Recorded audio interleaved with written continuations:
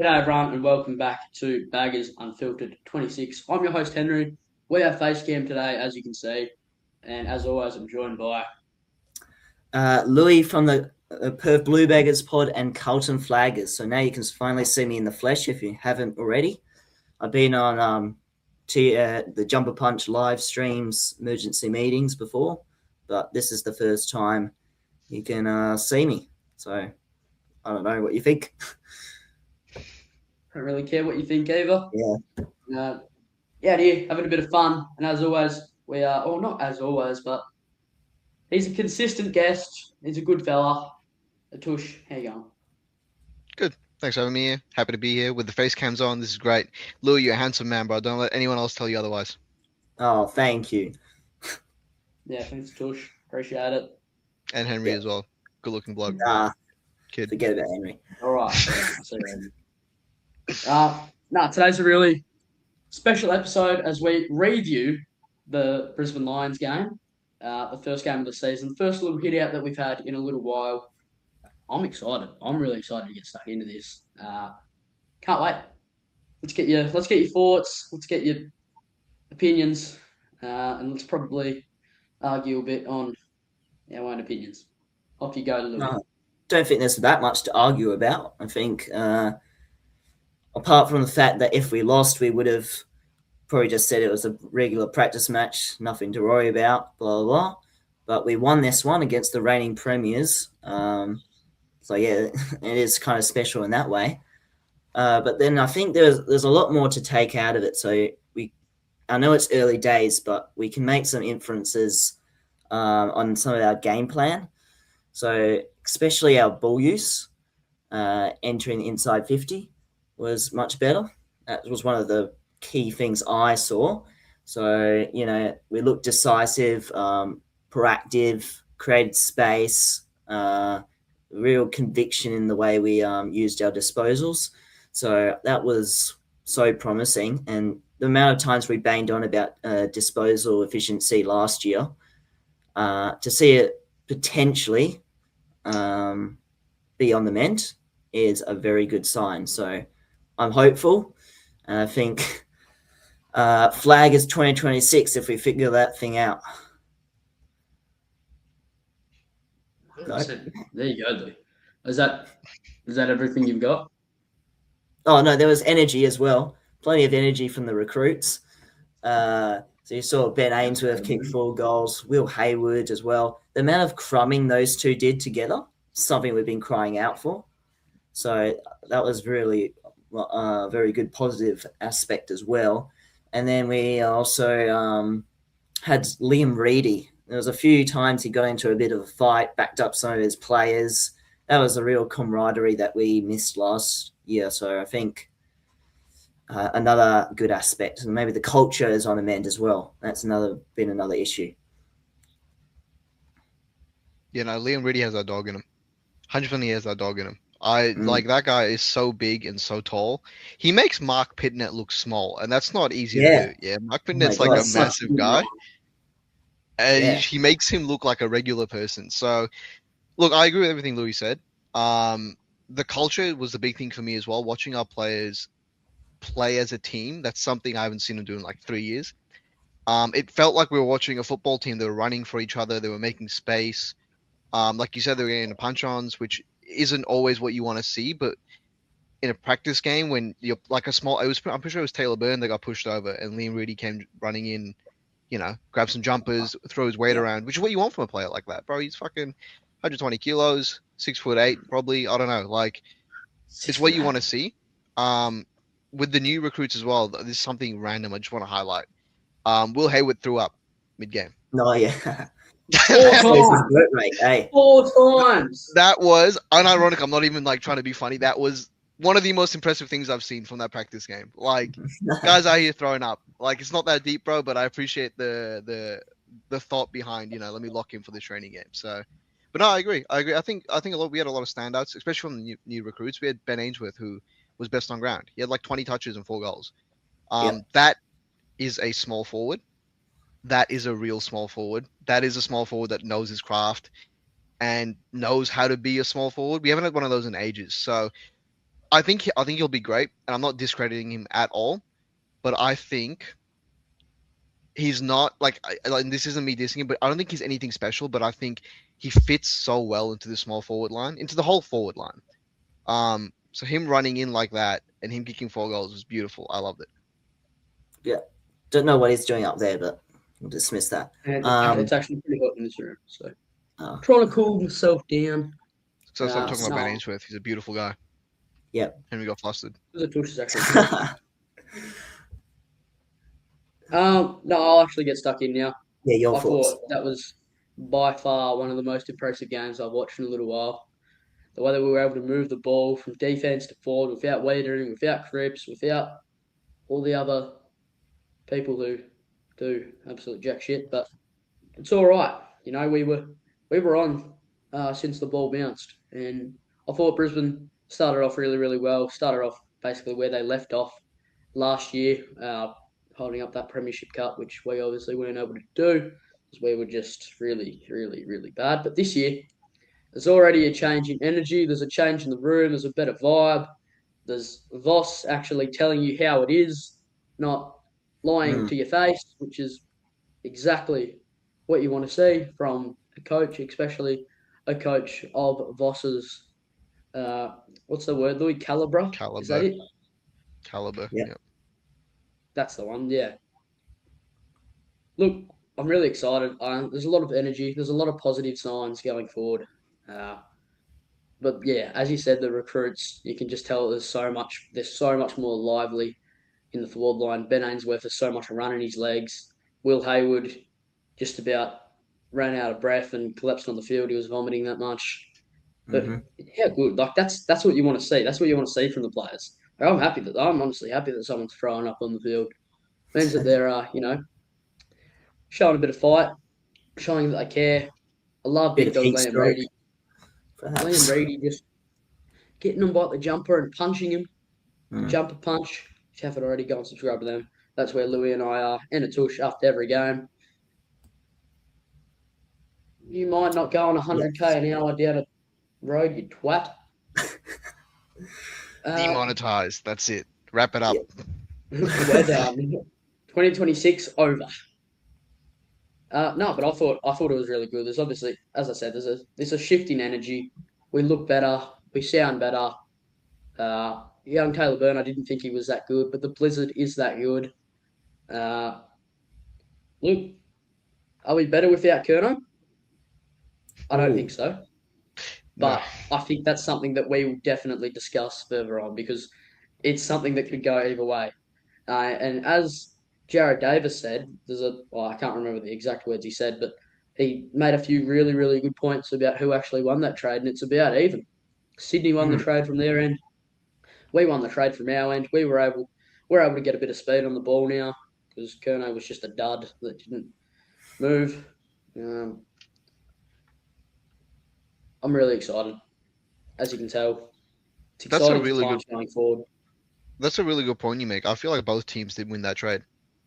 Yeah. I really think they got what they needed, which was a big key forward who's marketable. They've always had a big key forward, Sydney. They've had, they had Buddy. Before that, they had Lockett. They always had like a big key forward that was marketable for them. And no disrespect to actually, I mean all the disrespect to Sydney. I'm not even trying to be nice here. They're a pretty dead club. They're big in their own regards, but compared to any like Melbourne club, they're not anywhere near there. So they need someone like that they can market and push with memberships, bobbleheads, merch, all that. And he'll be the face of that club. I have no doubt. And we got two really good. We got two really good running players. We got Hayward who can run for days. He's also he can also play a little taller than what he is. I think he's like 192 centimeters, but he is a really good overhead mark. So I'd expect him to be a target for when we're going inside 50. Ollie Florent, who didn't really show much in that game. I don't think at least, but I don't think that game suited him, that practice game. I think he won't be an impactful player, but he'll definitely just play his role and he'll be there the whole year. What do you guys think about Ollie Florent? What do you make of his performance and how he fits into the team? Well, we can go through his stats. Let's go into some stats. Yeah. Let's go into some stats. I think he managed to... So he had 19 touches, 5 marks. So he had 19 touches, 5 marks. Courtesy of Chench footy here. That's it. When it comes to this, yeah. So yeah, he was amongst the leading disposals getters. It's just his impact we didn't think was quite magnified, I'd say. But what he would do is he'll elevate out every 4 seconds. Sorry, there's a delay. He'll elevate the sort of the difference between our A graders and B graders, and maybe even C graders as well. So his ball use will help things, I think. Anyone else on this list that you want to talk about here? I'd like to get you guys' thoughts on the ruck battle. Ooh, Now, it's pretty even by the looks of it, I think, isn't it? nah, Pitto was much. Pitto was more. Well, It's Pitto, hard. if you look at AFL, Oh, if you take AFL fantasy as like gospel, which I don't, but I mean it's the only thing we have to go off here. He was the third highest rated player on the ground. Pitto for Carl, right? Now Liam Reedy, he had 6 touches, 11 hitouts. Pitnett had 17 touches and 30 hitouts. Pitto was actually around the ground, which surprised me a lot. Because I think of him as like the best way to put it was, and I'm not going to take credit for this. This was Carl from the Monday Blues. He was like, he's a couch. He's just there. Like he doesn't move around well. He's not really mobile. He just throws his weight around. But I mean, look, if he's going to get 17 or like around 15 to 20 touches a game and do that shit, bro, competition's in trouble. That's all I'm saying. Strength merchant's back. Who would you pick in opening round? I know it's one practice game. I know we have the preseason game coming up against Geelong. But I feel like they're a little bit different in playing styles. I still feel like it's going to be like counterintuitive to the stats, but I still feel like Liam Reedy's more comfortable running around the ground. I trust him more than I would Pitto. I feel like that's a one-off performance with Pitto. Who would you rather have in your team? Who do you think fits us more? A more like ruckman that can go around the grounds, or like a pure tap ruckman that'll help us dominate clearances? With that new ruck rule, I think you need a bit more agility. So maybe Reedy is the way with that, because he might be able to jump more or whatever and move around the ground. And for a matchup base against Grundy, is it? Yeah. He moves around a bit too, so maybe you want Reedy to go on him. Yeah. Would you want 2 rucks? Would you want both of them in the same team? Does Sydney have another ruck? No. No, unless they got someone in the draft that's actually all right, but I don't think so.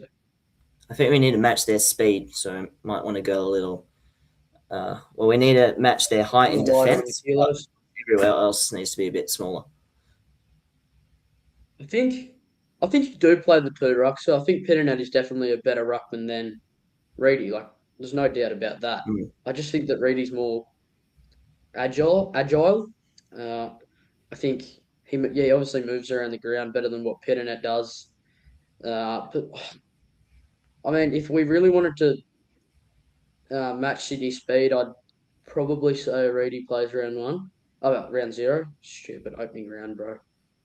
I do think at the end of the day, Pittonet will end up being the number 1 ruck against Sydney, and that's just because there's experience.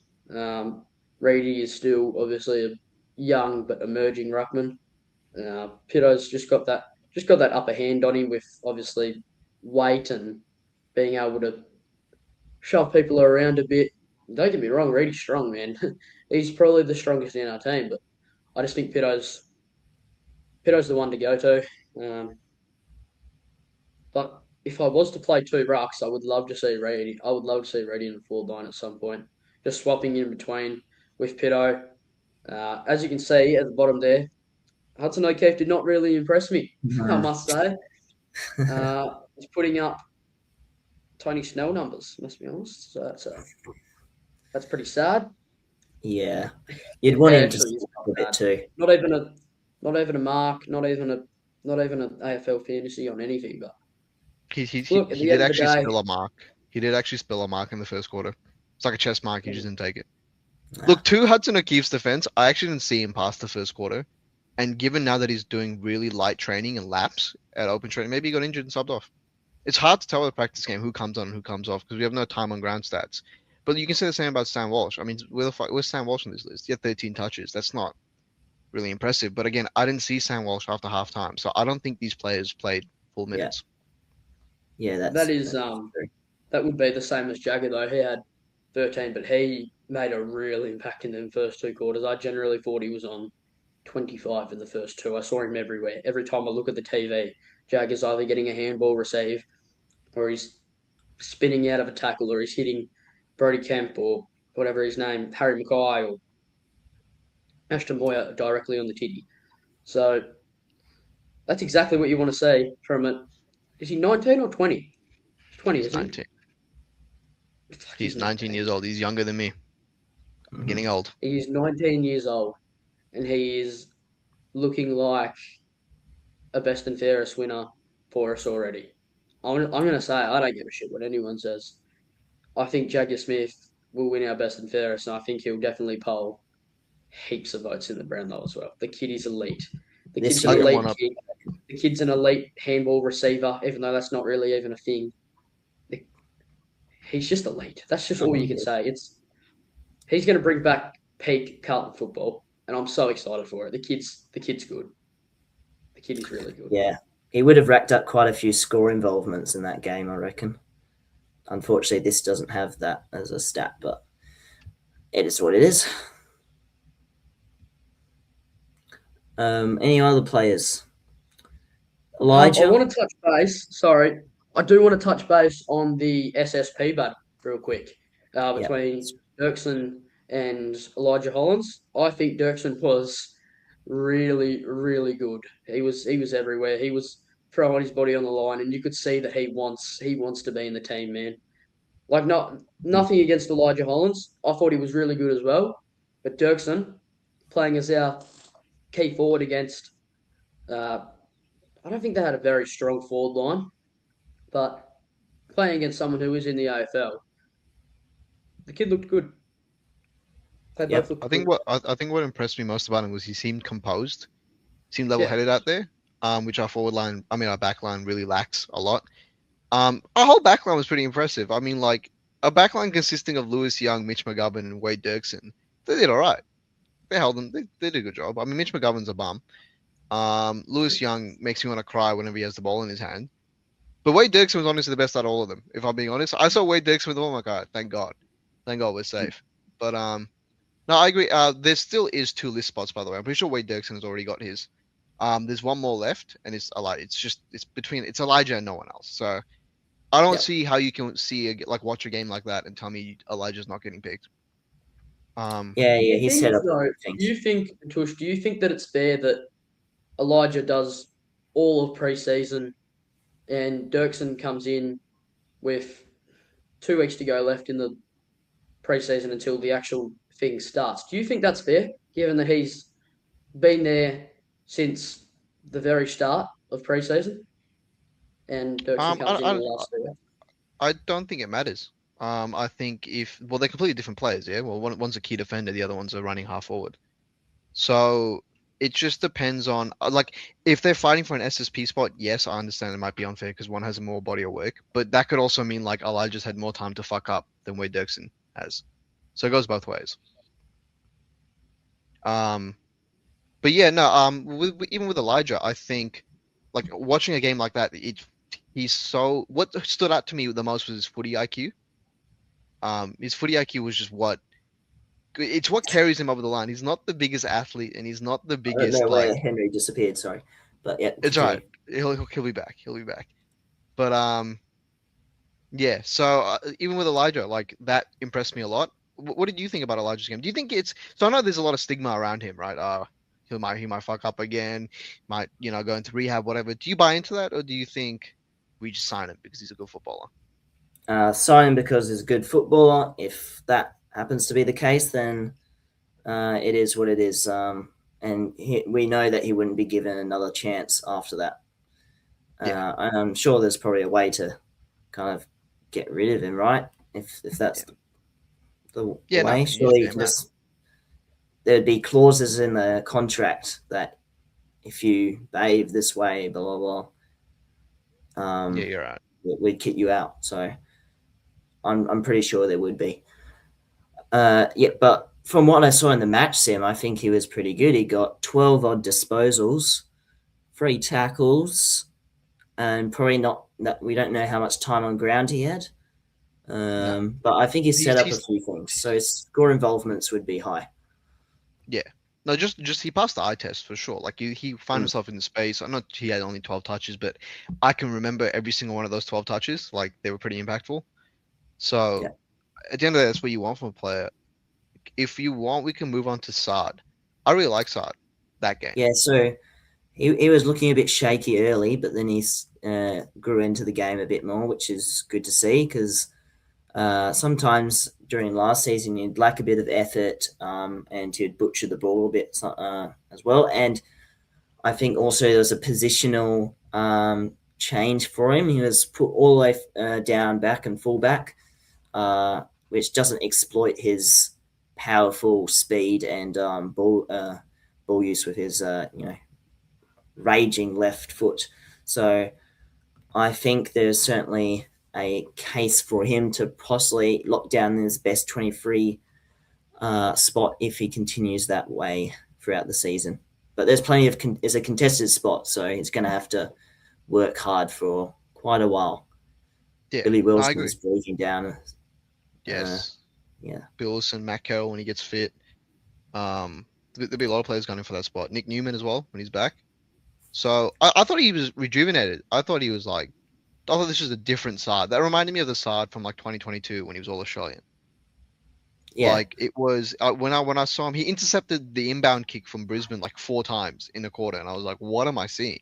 This guy hasn't ran in an AFL game for like 3 years. I swear he hasn't done anything since 2024.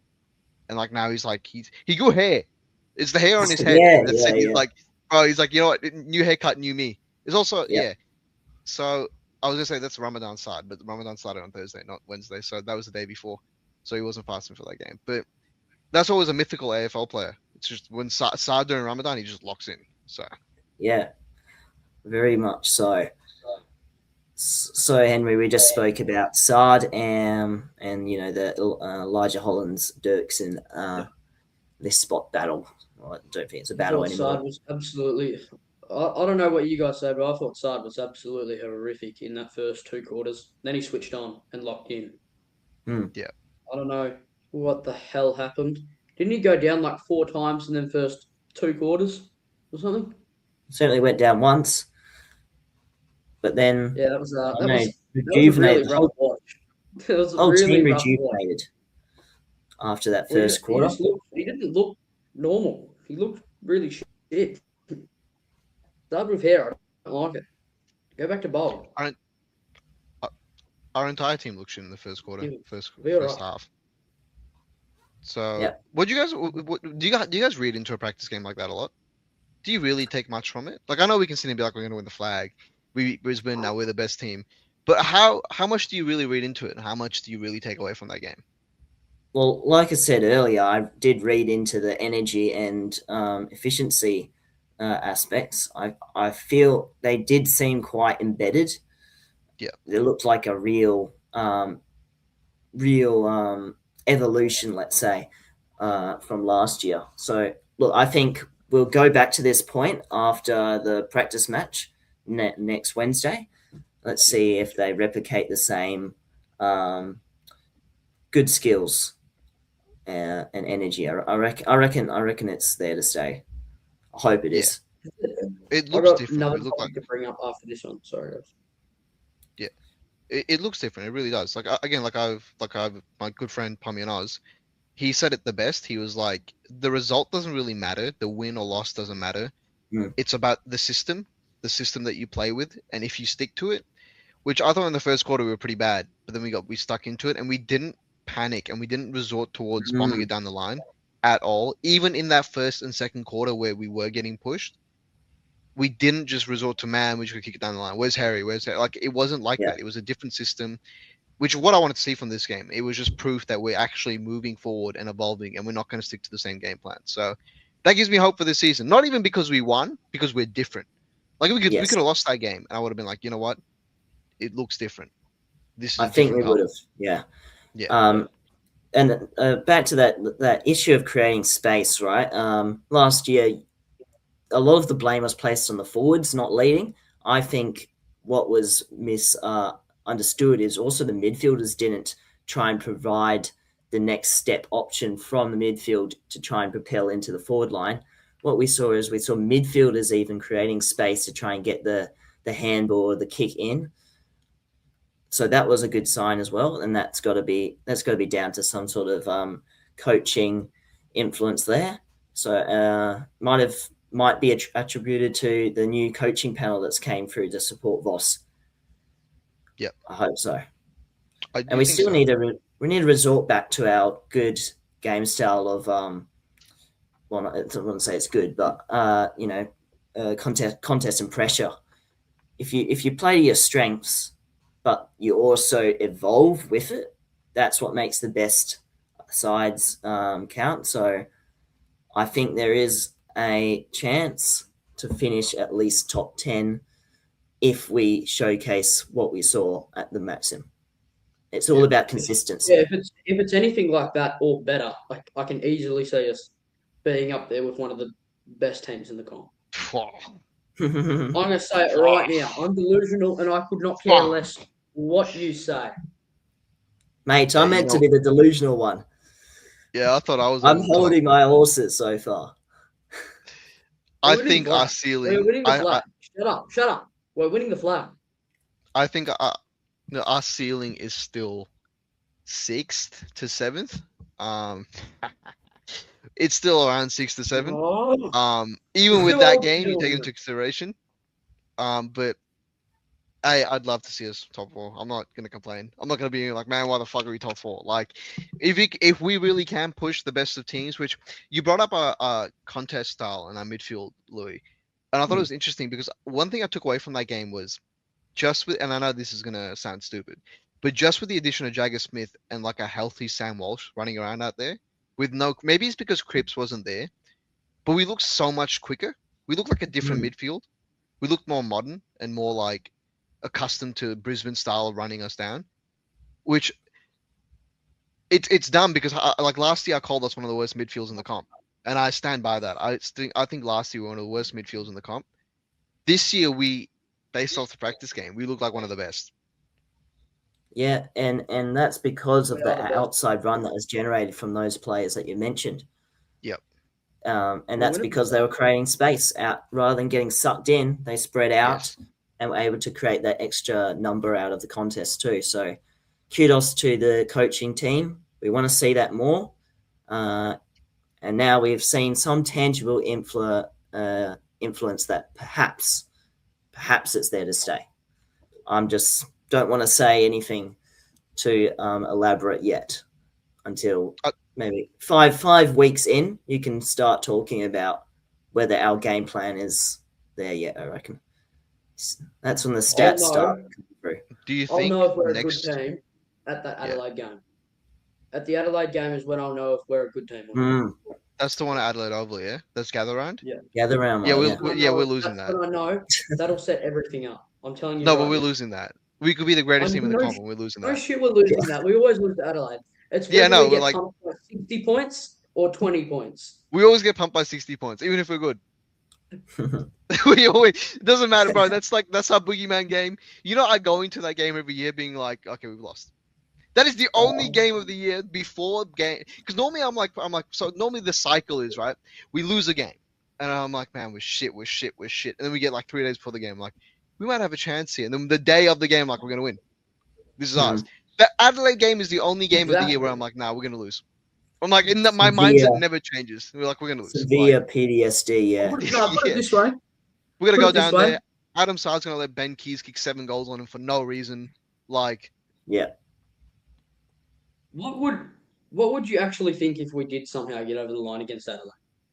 I'm selling my house and my car and putting it on as for the flag. Yep, flag is 2026, of course. Yeah. We beat Adelaide, we're winning the flag. Oh, we're on. I'm doing a marathon all the way to Lygon Street, parading down there.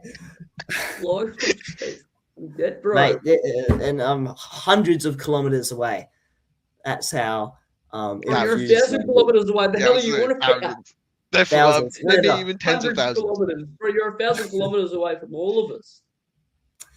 very much so. You're an actual idiot, bro. But anyway, that would be good. But look, I think let's not get our hopes up yet. I'm trying to calm down the delusion because delusion is not a good thing to have for both your club and in life, I reckon.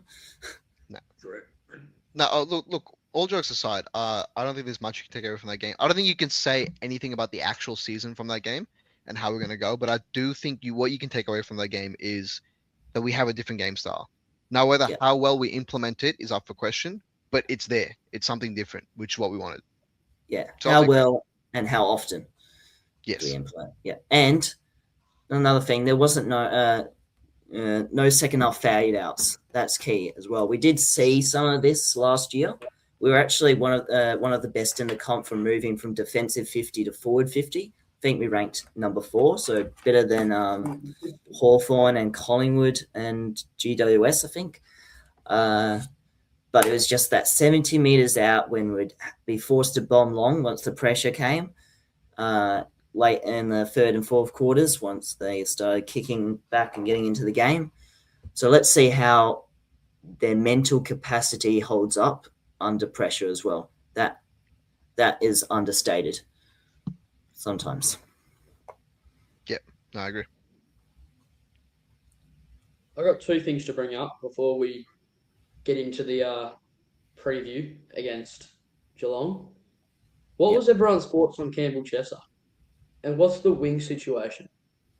Ooh, so he didn't have the best, only 3 disposals, but like we said, we just don't know how much time he spent. From all reports that he's certainly going to add lots of speed on the outside, speed and good ball use. But even at West Coast, he was struggling with the ball use. He'd butcher it sometimes, which is what I've heard from some Eagles fans. But it was that last month of football where you really saw, when he came back from injury last year, that we really saw his potential.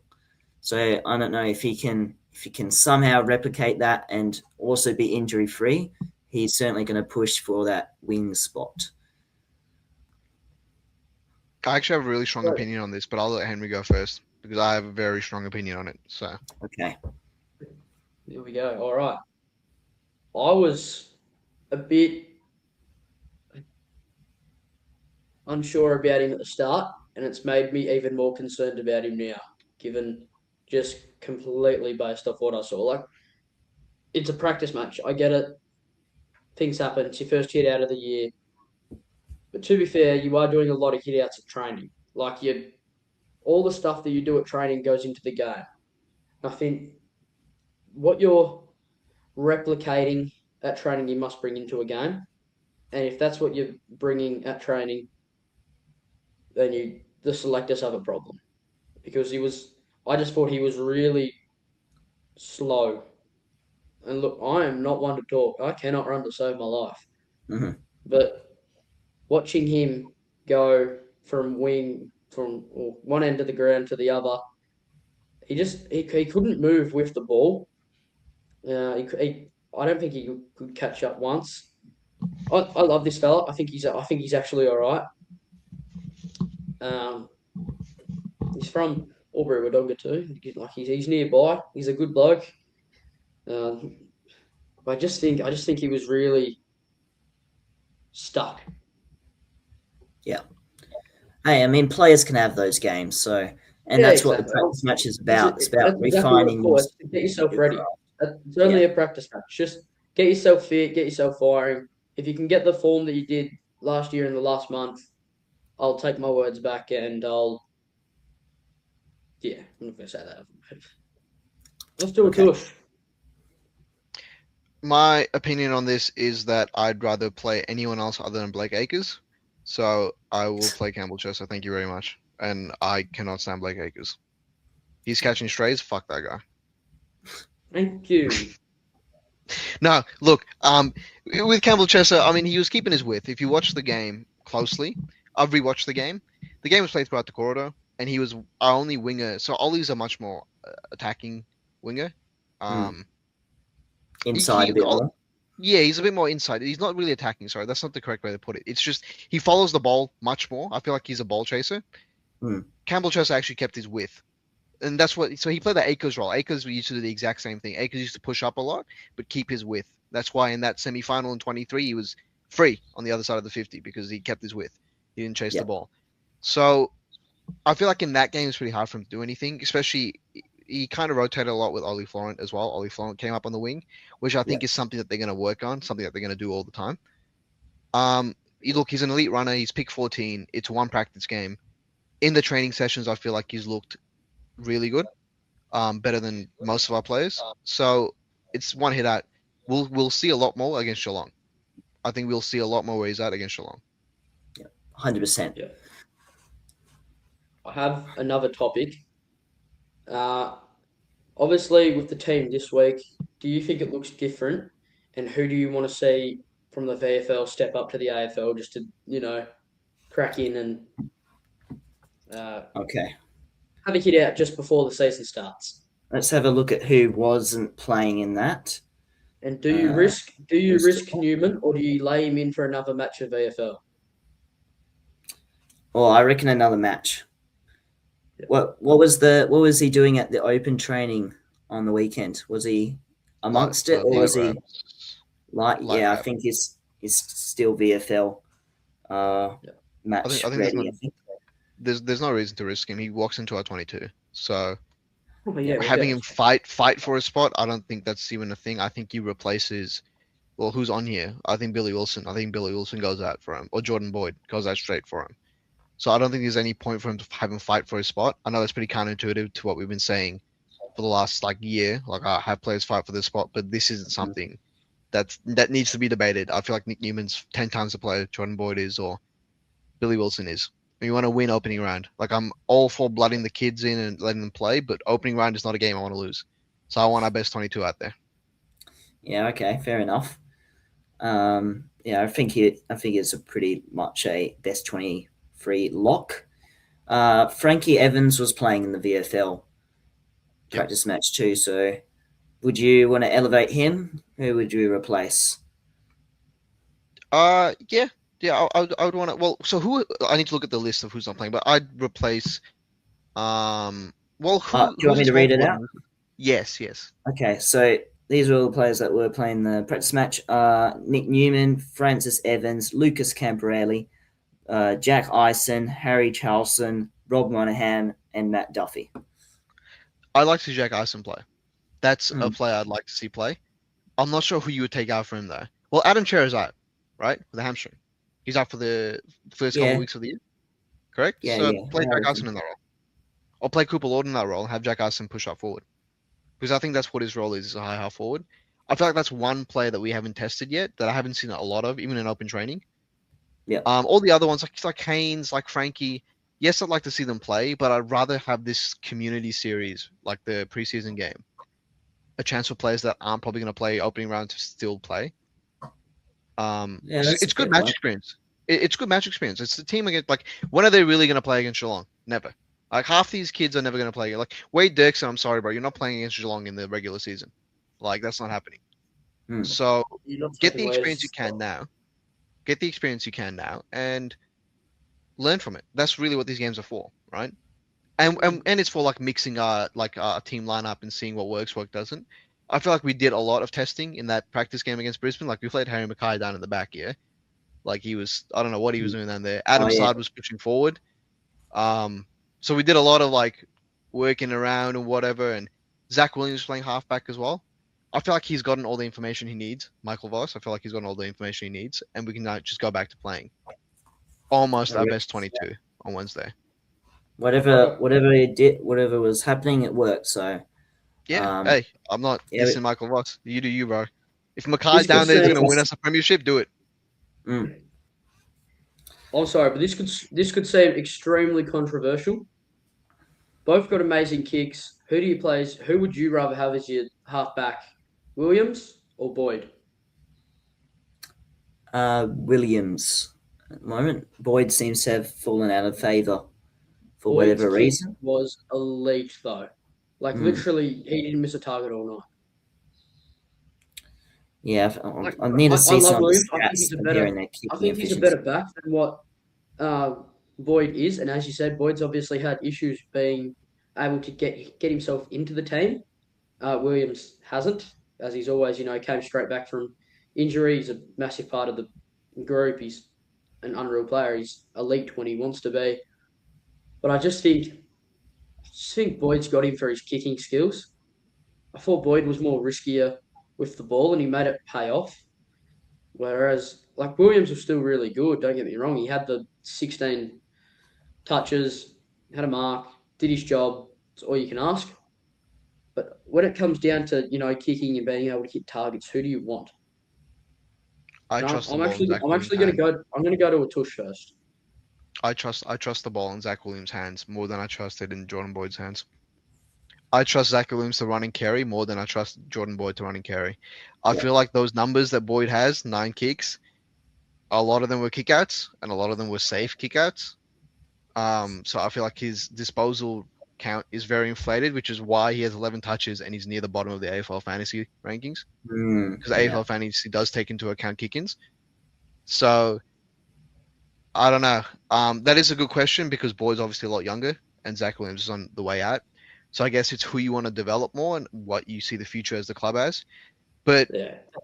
I mean, our half back line for me has a lot better players to choose between than Zach Williams and Jordan Boyd. Like I think Saad can play that role. I think Matt Carroll can play that role. Lockie Cowan can play that role. Ollie Florent can play that role. Nick Newman can play that role. So Very good to see. Yeah, so there's an abundance of choice at halfback. And it's good to have this debate as well, as we always say with selection debates. It's a good sign. It means that you got depth. It means we might be better able to survive possible injury crisis. But obviously, I hope that our best team is there. But so far, injury seems to have been taking its toll lately. Yeah, Henry? I agree. Henry's on mute. Okay. So, who is our injury list at the moment? Sorry. Who would you? So before we get into the injury list, while we're on the topic of picking defenders, who would you rather play as the centre half back opening round? Harry Dean or Mitch McGovern or Lewis Young? Oh shit me dead. Stopped him there. Oh Lord, have So it's centre half. Get Lewis Young out of there. I don't want that bloke touching the football for the rest of my life. I don't want to see him kick a football. I agree with. Make a judgment after that second practice match, I reckon. Let's see if Lewis Young can back up. He was looking shaky early, and then he built into the game as well. I think Lewis Young. Sorry, I think Lewis Young's a good defender. I just don't trust him with the ball in his hand. Yeah, that's whenever fair. he gets the ball in his hand, that's when I start panicking. But like as a one-on-one defender, I don't think he's that bad. If you had Lewis Young, or who's another terrible kick for us? Would you have Lewis Young or Mitch McGovern take a shot after the siren? Well, we saw what happened when Mitch McGovern took a shot after the siren, so I don't want to live through that again. 20 rows back out the full, bro. He was actually kicking it to me. I was in that pocket. I was like, over here, bro. And he took me seriously. So, look, I actually disagree with you there. I think Mitch McGovern's a good kick. Yeah. I think he's I'd take him after the siren. Lewis Young can't handle that pressure, bro. There's no hope. Lewis Young would start crying. Bro, he'd kick it behind him. Absolutely. He's like handball it off to someone. He'd handball it after Jagger running past him. It's like, I think Mitch McGovern's a good kick. I think he's one of our better kicks at the club. I think he cops a lot of shit because especially last year, he was our only real player that took hard kicks, that tried to switch it up instead of just bombing it long. He would try to kick it down the corridor, or hit a target between like two players, and he would fuck up most of the time. So that's why he got a lot of flack. But he's the only one really trying to do anything.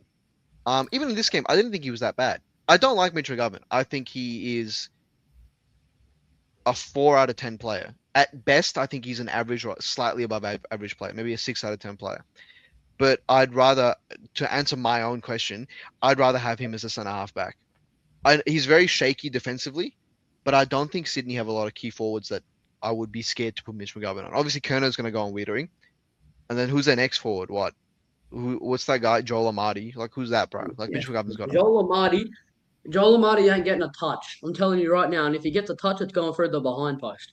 That dude is more of a dud than prime Charlie Curnow last year against Port Adelaide. He's going to kick 7 goals on us now. No, he's not. He's not kicking 7 goals on us, bro. He kicked 7 goals on Adelaide in Adelaide, bro. You've just cursed us. You've just cursed us. It's so over. It's so over. But yeah, no, fuck that guy. Fuck Joel Amadi. I mean, they have Logan McDonald as well. He's another key forward. I don't know what their lineup will be. I actually am not familiar on Sydney's lineup, so I'm not sure what their forward line is going to look like. I don't think they'd go for 4. Pepley on sub. It's possible if they do, but surely you wouldn't. I wouldn't do that if I was them. No. But maybe if you want to exploit Carlton, then maybe you could put 4. I feel like we're a pretty tall back line. Who would you? Yeah, again, even I know you said we'll wait until next week, but would you trust Harry Dean in opening round based off the training and the practice game you've seen? I think he was quite competitive today. Not today. He was competitive. He got himself in the right positions as well. He was just, I think, my computer's a dud. I just think. Where is he on I this don't think he was list? strong enough. It's all the way at the bottom. I really just don't think he was strong enough in the contest. He's a key backman. I don't think his stats matter. Yeah. Stats don't matter. I don't care about stats. I was more looking at, him positioning himself right, getting involved, being competitive. And he was doing all that, but it was just the strength, I think, that was the main factor. I just think he needs a bit more. He just needs a bit more meat on his bones. He just needs a bit more muscle. And obviously what happened to his dad could be playing on his mind as well. I won't actually say where he went in hospital because I'm hearing rumours, and you never want to spread rumours on a podcast because then you can get... ICU. Yeah. It was confirmed. Yeah, ICU. Yeah. He got intensive care unit. He got put in intensive care. Yep. And then put down into the ICU apparently. I don't know. I don't know the full story, but all I know is Prez is still out to him. Prez is still out to Harry. That's obviously playing on his mind. Hope he's all right. And all that. We've gone through this before on the other podcast. Look, I'm not concerned about Harry Dane, don't get me wrong, but I am still unsure. I think if he plays this week, because what was it? Wasn't he? I think he was a bit ginger after the game. Taking light duties at training now. By the sounds. But that was just a training session. Not a lot of players did a whole lot. Especially he's a younger player. You don't want to overload his body. So I think it's the right call. I don't think he's injured. I don't think there's anything like that. But I think they're just managing his load. Yeah, fair. Should we go into the injury? I would not mind seeing him play VFL this week. I would not mind saying it. Okay. Yeah, you can swap someone out for him, maybe. The injury list as of now. So you got Wiedering, who is considered a good chance for playing opening round. The club would let a lot of people down if he's nowhere. If he ends up being out for the first month, bro, I'm cancelling my membership and I'm going to ride my bike like Charlie did to bloody Icon Park or wherever the bloody hell he went. I'm generally going to burn down the building. With my own lighter, with my own matches. The club's getting burned. You do that, mate. You do that. Excellent. Harry O'Farrell probably out for the season. I would say he could come late. He's been tracking well though, right? I'm sorry, I'm cutting in a lot today, but he's been tracking in really well. He looks all right. Like, seen training clips. He's running laps. He's doing light drills. I think there's a sniff for him. I do think there's a sniff that he could potentially return right at the end of the year. like last month, play him just for the VFL just to get a bit of footy into him. If the season's over by then, they might not risk it though. Anyway, a bit like Newman last year. It could be. And you got Cowan with the calf. Didn't play in that match sim. Lately, he's been running laps, and yeah, so maybe he's trying to work to full fitness there. Matt Carroll with the hammy, looked to be moving freely a week ago, where he was seen with a sleeve on his upper leg. So these training notes are courtesy of Terry from Blue Abroad. Hudson O'Keefe, he looked to be doing some light movement on the other side of the oval. Cottrell also running laps with Cowan and Carroll. Nick Newman took part in early skills, and Nick Haynes was doing a lighter session as way. Adam Chua is doing no part in training, but was spotted in the gym doing some rehab work on the hammy. So I think he'll be a few weeks, 8 weeks, I reckon. That's quite extreme. I mean, I don't even want to talk about Adam Chera. I'm being honest. What's he got, like five hamstrings in like 2 years? Like, it's crazy. Well, he was past that because, yeah, after all the off-season work he did, but not to the case. No. But that's okay. I don't think could replace him, right? Lord? Yeah, no, 100%. I think they can. I think he can, sorry. I think they're very similar players. I don't think Adam Chera is a massive loss. Maybe it's recency bias, and I'll call myself out for that. But I don't see him as like a crazy impactful player. I think he was in 22. I think 2022 was his best season. I know people think it's the 23 one. For me personally, it was 2022. He was kicking goals, getting like 25 touches a game. He was being impactful, but then somewhere along the line, he turned into an accumulator where he would get his 30 touches, 35 touches, but it didn't feel like he was doing anything. Now, that could be the team's fault as well. That could be like we weren't really doing much with his disposals, but I don't know. It's always been like he's just been like an above average player, which is fine, but not for like the 800 grand we're paying him or whatever. But yeah. I'd love for him to get a clean run at it because he hasn't had a clean run at it for a while. He polls well on the coaches' votes though. So coaches' votes, best and fairest, he was third this year. So he does that a lot. Look, maybe I'm thinking too much of him, and maybe I just don't have as good of an understanding on the game as some other people do. But it's not an unpopular opinion. A lot of people feel the same way. What do you think? Yeah, I feel the same way. I don't rate Adam Chera. He's never fully done it for me. I think he needs a fair bit of convincing for you to really say, okay, if we're in shambles without Chera, it means that we're like generally in shambles. Does that sort of make sense? It's like Cripps goes down with a hamstring, and oh shit, now we're actually in trouble. That's the type of player I want Chera to be. But right now, I just think he's easily replaceable whenever he goes down. Whereas Cripps, there's no one at his calibre that can easily sort of be replaced, if that sort of makes sense. Yeah, I think it makes sense to me. Yeah. So I reckon Cooper Lord can be that replacement, which we saw him do in the last month. Played a lot inside, but also was able to tag players too, which was good to see. I think that's kind of what pushed Cincotta out, because we saw the ability of Lord to monitor the other players. Yeah, for sure. Players. He's our first proper tagger since like Ed Kerner. Yeah, fair. Because Cincotta was makeshift into that role. Though he did well in the 2024 season. Mid 2024 season. But yeah, we shall see how Cooper Lord goes matching up for Chera's replacement. So let's get into a preview of the Geelong practice match, Henry. All right. let's get into it. I'm really excited about this week.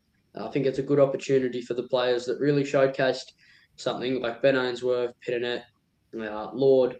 I think it's a game that they can uh, start off consistency for the year. So with this game, it's another practice game.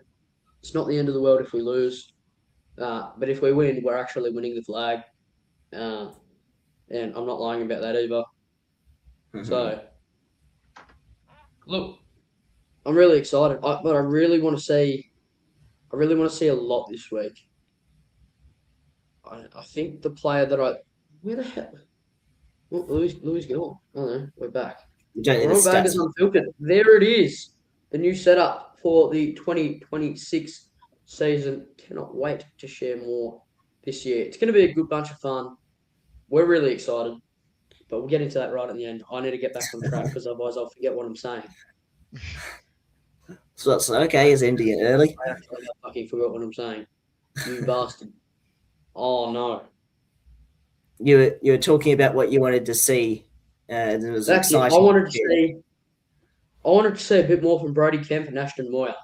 I want to see them apply themselves a bit more, and even Harry Mackay. I want to see the three tall to medium forwards rip in this week.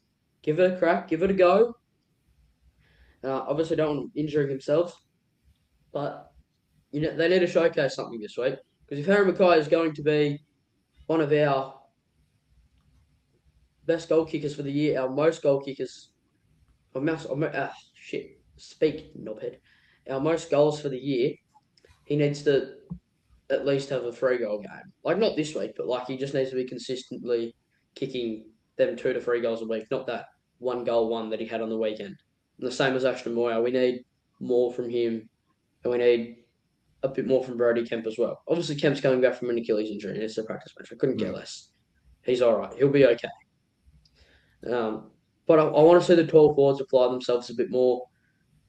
The midfield I'm really happy with. Hopefully Jagger can get a few more minutes and obviously showcase a bit more. If he can, have a 20-touch game, that's his role done. That's his job done for the day. Even Walsh maybe get a few more minutes. All them seniors get a few more minutes and getting themselves ready for what's going to be a pretty big year. Cripps is back this week. Wiedering will not. Oh, Not this week. no, you wouldn't think so, no. Nah. But no, it'd be exciting. Cripps back this week. A bit of a new look midfield, but not really at the same time. New season, new midfield is what I like to say. It's sort of the motto. Backline, I think, will change. I just don't know who will come in and who will go out. Because is it back this week to the 22 players? Is that correct? Yes. Oh, okay. Yes. Okay, so we have to cut 23 5 now. from. We need to cut 23. 5 from what we had eventually. That's a topic that we can actually discuss. That'll be worthwhile on what 5 you actually do cut and who comes in. Actually, no, who doesn't come in, who just gets cut. Yeah, well, What I want to briefly, see this week. Sorry, Louis, you go. I've had enough. we just talk about like what we kind of want to see from the game each. Essentially, just a replication of what we saw in the match sim. It's pretty simple. Just show us your game plan, show us your conviction with ball use, show us the inside 50 efficiency. Fans will gain some hope.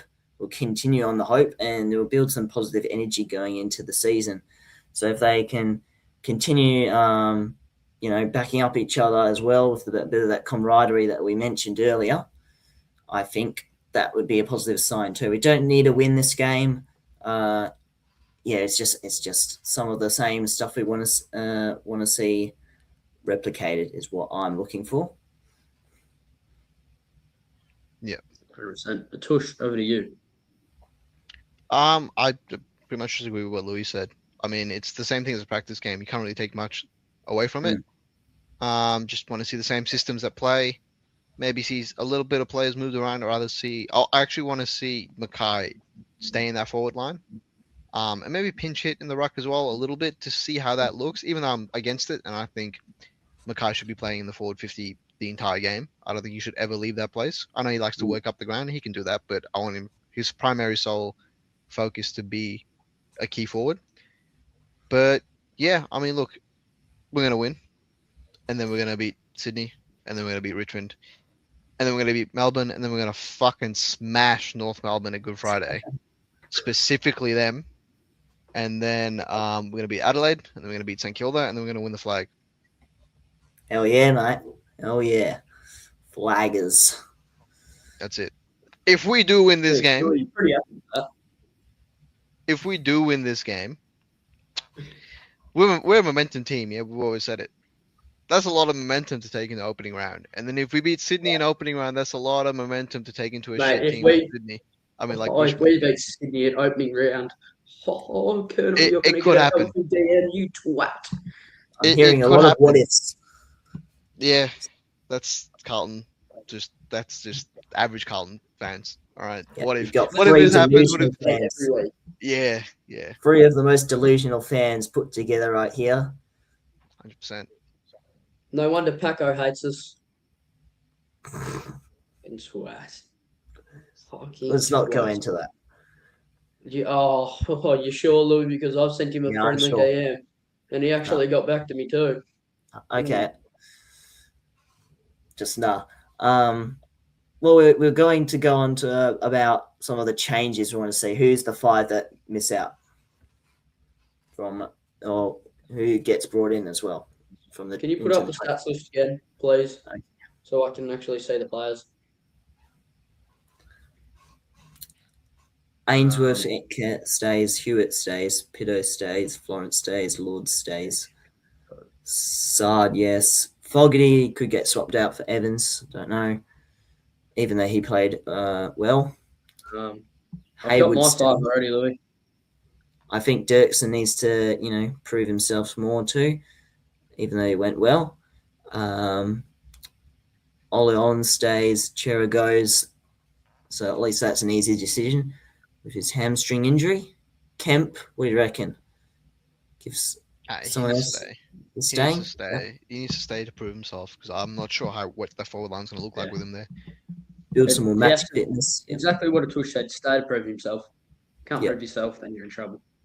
So Elijah it's good going. stays because he needs to prove himself there. Williams, I think, stays yet. Mackay, obviously. Young, probably, because we might need him. Burn probably stays after. Burn stays. We didn't speak much about him. I think his 3 goals He were had a ripper game. He was good. Yeah, I very enjoyed clutch. And he'll probably get an opening round debut. Jagger stays, Walsh stays, Moya might not. There's one that you could swap out, I reckon. A lot of these players will get dropped and not be able to get swapped out as well. Yeah. Because this is a 28 squad, and the squad we're going to take over there is 23. Yeah, So- you might not be able to swap them out. There's some completely get swapped out. Yeah. Govan probably stays. I think he needs to keep proving himself, yeah. I agree. Boyd's someone that could go. Yeah, I'm not Reedy, sure. I reckon- probably you I want to reckon see. I'll play Boyd.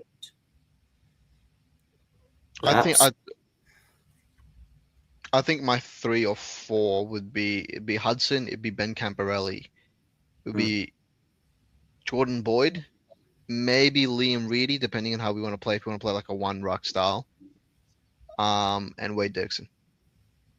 Those are the 5 Yeah. that get dropped straight away for me. Like with no Okay. swaps. Yeah, for me, it is just. Are we doing just for this week or for the season ahead that you look Just this week. just this okay, Camporelli, Chuck Dean in the VFL for a game, just because he's on light duties. Reedy and Chera. Okay. I think that's fair enough. That's all we have to say for today, I think. Very deep, comprehensive and decent episode, I reckon, this one. Oh, 100%. The first episode with fan cams, well, not really fan cams, but face cams. That's what I meant. We're here. This is going to be a fun year. We're only going up from here. We're getting a few pictures on the screen now. We've got the Baggers Unfiltered that you can put on now, Louis. We've got guests. You know, we've got a bit of everyone, and there's, you know, even later on we probably will be able to put videos up there. Hopefully they don't get copyrighted. Not from actual match highlights, because otherwise we generally will get in trouble. But you know, if we've got a player on or something like that we can put up their highlights and discuss through what's going on, stuff like that. But no, big year ahead. We're excited. Atush will feature a bit more this year. We hope. That's if he wants to. If he wants to have a bit of a contract for the season. He looks pretty tired. He looks pretty tired of us, so he might not get a contract. No, we'll see how we go. Try and conserve his energy for a big night ahead. That's it. We love having Atush on. We're definitely going to get a few more guests. I'm going to ask Bocek, who I'm pretty sure would be pretty keen, wouldn't he, Atush? I don't know. I don't like Bocek. I think he's a dog and you shouldn't get him on. What? You're really mean to Bo. You should really know us. I don't like Bo at all. Me and Bocek We're getting Snapper on at some point. He's cool. We like Snapper. We like maybe Vince. You know, the TJP crew. That's if Vince actually knows how to work this. You know, he's a little helper. Just catching strays. The emergency meetings use StreamYard, so I reckon he can. But you never know. There's heaps of guests to come on. It's going to be exciting. A few former AFL players that I've got in mind that hopefully would be willing enough to give us their time. Hopefully Jared Davis at some point. But I'm really getting into guests that we actually might have on. So I'll shut up there. Atush, thank you for coming on. It is always a pleasure to have you on. Anytime. And Louis, you're just Louis. You're just the stats man. Careful, there's already a stat man. I like Louis more than him though, so that's right. All right, guys. Ari. Ari's the stats man, is he? Yeah. In this sphere. Thanks everyone for their time. You can give him a good run for his money though, I reckon. Mm. I like him more than him. We shall see. Okay, that will do us. Up the Baggers. Go Blues. Up the Baggers. Free Justin Mollop.